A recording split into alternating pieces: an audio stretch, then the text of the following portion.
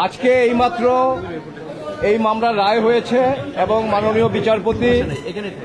আমাদের এই আপিল মঞ্জুর করেছে। বিরুদ্ধে যেই দণ্ডাদেশ ছিল সেটা থেকে উনি নির্দোষ সাব্যস্তে খালাস হয়েছেন এবং আমরা এই আপিল শুনানি করতে গিয়ে বাংলাদেশ সুপ্রিম কোর্টের ইদানিংকালে ম্যাডাম খালেদা জিয়া চ্যারিটেবল মামলা এবং গিয়াসউদ্দিন আল মামুন সাহেবের সাথে আরেকটা আপনার মানি লন্ডারিং এর মামলা এবং আপনার 21শে আগস্টের গ্রেনেড হামলা মামলায়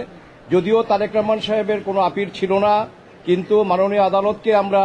আমাদের supreme court, Pakistan supreme court, Indian supreme কোর্টের বিভিন্ন জাজমেন্ট দিয়ে আমরা দেখিয়েছি যে যদি মামলা এজ এ হোল দেখা যায় যে কারো বিরুদ্ধে প্রমাণ হয় নাই,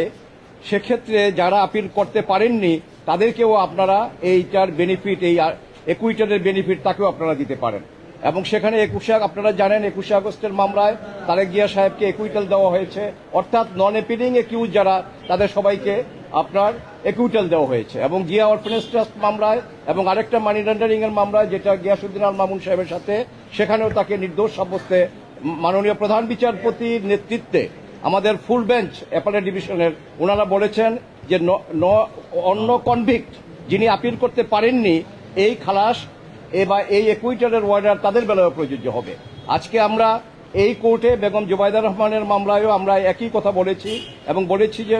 মিলার্ড, আপনি যেহেতু দেখতে পাচ্ছেন কাগজপত্র, ডকুমেন্ট এবং অন্যান্য যা কিছু আছে তা থেকে এই মামলা তারেক রহমান সাহেবের বিরুদ্ধে উনি কোনো জ্ঞাত আয় বহির্ভূত কোনো সম্পদের অধিকারী নহেন এবং কোনো সম্পত্তি উনি ডিজনেস্টলি অর্থভাবে উনি কোনো অর্জন করেন নাই। আর কাজেই আপনি যদিও উনি আপিল করতে পারেননি, আপনি এই খালাসের বেনিফিট বা এই জাজমেন্ট যাতে ওনার বেলায় প্রযোজ্য হয় আপনি সেটা করতে পারেন। এবং মাননীয় আদালত আমাদের কথা রেখেছেন, আমাদের কথা শুনেছেন এবং উনি এটা গ্রহণ করেছেন এবং জাজমেন্টে উনি অর্ডার পোর্শনে পরিষ্কারভাবে উল্লেখ করেছেন যে মিস্টার তারেক রহমান সাহেবকেও এই মামলা থেকে নির্দোষ সাব্যস্তে খালাস দেওয়া হলো। আরেকটা জিনিস যেটা হয়েছে আমি বলতে চাই সেটা হলো যে আমরা আগে এই কোর্টে আমরা একটা বলেছি এবং আগের ইন্টারভিউতেও আপনাদের কাছে এই জাতিকে আমরা একটা কথা বলেছিলাম, আমরা আইনজীবীরা এবং আমার সাথে আমার ডিফেন্স টিম অন্যান্য যারা আছেন, মিস্টার কায়সার কামাল, ব্যারিস্টার বদরুজ্জোধা বাজল, মিস্টার জাকির হোসেন ভুইয়া এবং আমাদের সিনিয়র জয়নাল আবদিন সাহেবও ছিলেন। আমরা একটা কথা বলেছি